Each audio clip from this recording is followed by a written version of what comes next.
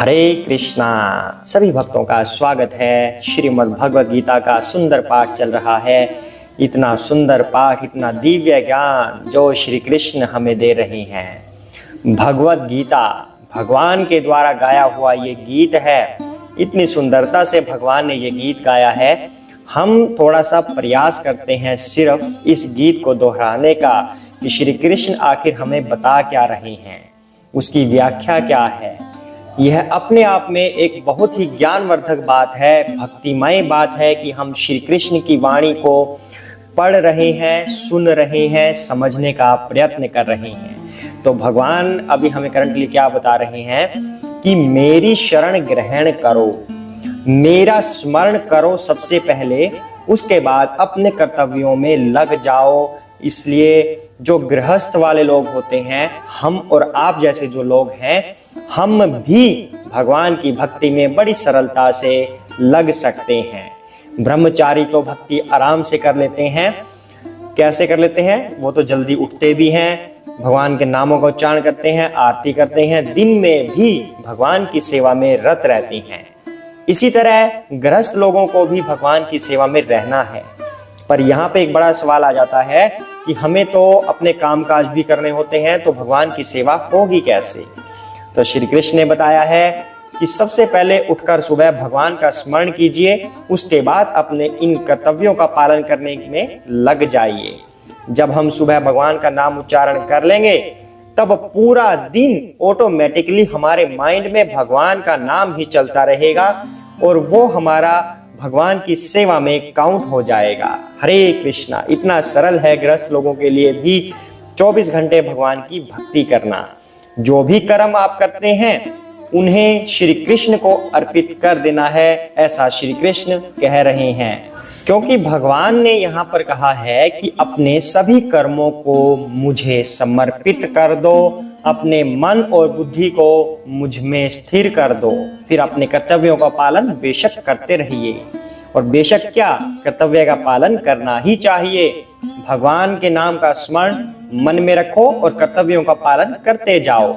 और जो भी हम कर्म करते हैं उसे भगवान को समर्पित कर दें कि हे प्रभु, जो भी हमसे कर्म हुए हैं उनका फल आपको समर्पित है।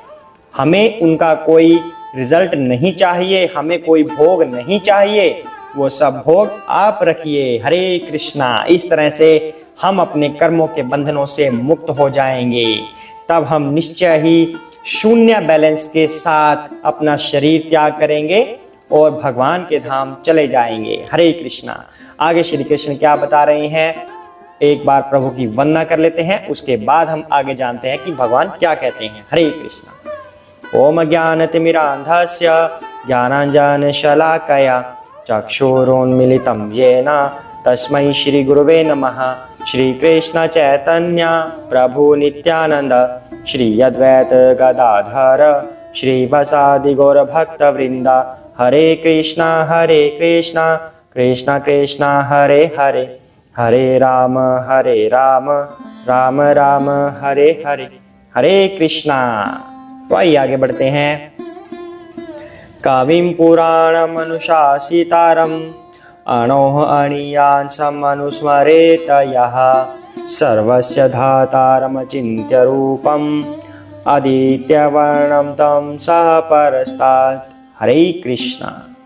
मनुष्य को चाहिए कि परम पुरुष का ध्यान, सर्वज्ञ, पुरातन, नियंता, लघुत्तम से भी लघुत्तर, प्रत्येक का पालन करता, समस्त भौतिक बुद्धि से परे, अचिंत्य तथा नित्य पुरुष के रूप में करे। वे सूर्य की भांति तेजवान हैं और इस भौतिक प्रकृति से परे दिव्य रूप है। हरे कृष्णा। अब श्री कृष्ण हमें बता रहे हैं कि हमें भगवान का चिंतन कैसे करना चाहिए। बहुत सारी बातें भगवान ने बताई हैं। उन सब का मतलब ये है कि परम नियंता, जो सबको नियंत्रित करने वाले हैं, जो सुप्रीम कंट्रोलर हैं, वो श्री कृष्ण हैं। उसी रूप में उनका भजन करना चाहिए कि आप ही प्रभु हमारे स्वामी हैं, ये सब कुछ आपका है, आपसे ही बना हुआ है, हम भी आपसे ही आए हुए हैं, हमें अपने पुत्र के रूप में स्वीकार कीजिए, अपने दास के रूप में स्वीकार कीजिए। इस भौतिक प्रकृति से भी परे हैं। अब वो तो है ही, क्योंकि प्रकृति ने 3 गुण दिए हुए हैं, रजो तमो सतो। अब कहते हैं कि ये तीनों गुण भगवान की महामाया शक्ति है। भगवान की 2 शक्तियां हैं, एक योग माया शक्ति, एक महामाया शक्ति। जो महामाया शक्ति है वो प्रकृति के 3 गुण हैं। तो इसका मतलब प्रकृति से भगवान परे हुए, गुणाधीश हैं प्रभु, गुणाधीश यानी कि स्वामी हैं जो सभी गुणों के। तो प्रकृति के स्वामी भी हुए, तो इसलिए भगवान दिव्य हैं, प्रकृति से परे हैं। कई सारी बातें भगवान ने बताई हैं कि उनका ध्यान सर्वज्ञ के रूप में, कि भगवान सब कुछ जानने वाले हैं, पुरातन है, नियंता है, लघुत्तम से भी लघुत्तर मतलब सूक्ष्म से भी सूक्ष्म इकाई भगवान हो सकते हैं, बड़े से बड़ी इकाई भगवान हो सकते हैं। अब एग्जाम्पल के तौर पर आत्मा भगवान का ही एक अंश है। आत्मा का साइज क्या है? हमारे बाल की जो आगे की टिप होती है उसके 10,000 टुकड़े अगर कर दिए जाएं तब जो साइज बनेगा एक वाला, वो आत्मा का साइज होता है। तो जब आत्मा भगवान का अंश है तो भगवान में तो इतना सामर्थ्य है, उस साइज से भी छोटा हो सकते हैं और बड़े से बड़ा भी हो सकते हैं। तो भगवान कहते हैं लघुत्तम से भी लघुत्तर भगवान हो सकते हैं, पर सबके पालन करता भगवान हैं। क्योंकि भगवान ने ये पृथ्वी भी भगवान ने बनाई है, पृथ्वी से जो फल फूल सब्जियां जो सब निकलता है, खाने का अनाज निकलता है, वो भगवान की कृपा से ही आ रहा है, वरना पृथ्वी के पास कहां से आता? हमने तो नहीं बनाया ना अनाज, हमने तो सिर्फ बीज डाला था, और वो बीज भी कहां से आ रहा है? भगवान से आ रहा है। तो बीज डालने के बाद धरती से अपने आप अनाज आ रहा है, पानी वगैरह दे के। तो हमने कोई मशीन से तो नहीं बनाया अनाज, धरती से आया है ना। तो धरती से कहां से आ गया? अपने आप को जादू हो गया? वो भी भगवान ने दिया है, क्योंकि धरती के अंदर जितने पोषक तत्व हैं भगवान डालते हैं, फूलों की जो खुशबू होती है वो भगवान डालते हैं। तो इस तरह से सृष्टि के पालन करता भगवान है। और समस्त भौतिक बुद्धि से परे हमारी जो मटेरियल बुद्धि है, हम तो बहुत थोड़ा सोच पाते हैं कि हमें मान लो अमेरिका जाना है, हम वहां तक सोच पाएंगे कि इस प्लेन में बैठकर हम वहां जाएंगे, बस वहां पे ये काम कर सकते हैं। लेकिन भगवान को तो इसके बाद का भी पता है कि ये जा पाएगा या नहीं, और वहां जाके ये कुछ कार्य कर पाएगा या नहीं, और करेगा तो क्या करेगा। इस तरह से भगवान हमारी इस मटेरियल बुद्धि से परे सोच सकते हैं। दूसरा, इस पूरे संसार की बात ले लीजिए, ये तो 2 देशों की बात हो गई, पूरे संसार की बात ले लीजिए। हम अगर कुछ सोच सकते हैं तो वही जो हम देखते हैं वही हम सोच सकते हैं। जो चीज हमने देखी नहीं उसके बारे में हम क्या सोचेंगे? क्या हमने कभी हनुमान जी को देखा है? हमने नहीं देखा। शास्त्रों में जो पढ़ा है उसके अनुसार हम हनुमान जी की पूजा करते हैं, लेकिन भगवान ने देखा है। तो भगवान हनुमान जी को सोच सकते हैं, हनुमान जी का ध्यान कर सकते हैं कि हनुमान जी कहाँ बैठे हैं, क्या कर रहे हैं। भगवान हमारी इस भौतिक बुद्धि से परे देख सकते हैं, सोच सकते हैं, और अचिंत्य हैं, नित्य हैं, जो हमेशा रहते हैं।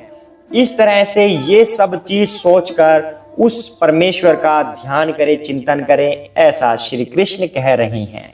मतलब परम नियंता, सबके कंट्रोलर, सबके पालन करता भगवान श्री कृष्ण है, हमारी भौतिक बुद्धि से परे हैं, दिव्य हैं। हरे कृष्णा। आगे बढ़ते हैं। प्रयाण काले मनसा अचलेन भक्त्या युक्ता योग बलेन चैव भ्रुवो मध्ये प्राणमावेश्य सम्यक सैतं परम पुरुषमुपैति दिव्यम। हरे कृष्णा। मृत्यु के समय जो व्यक्ति अपने प्राण को भौहों के मध्य स्थिर कर लेता है और योग शक्ति के द्वारा अविचलित मन से पूर्ण भक्ति के साथ परमेश्वर के स्मरण में अपने को लगाता है, वह निश्चित रूप से भगवान को प्राप्त होता है। हरे कृष्णा।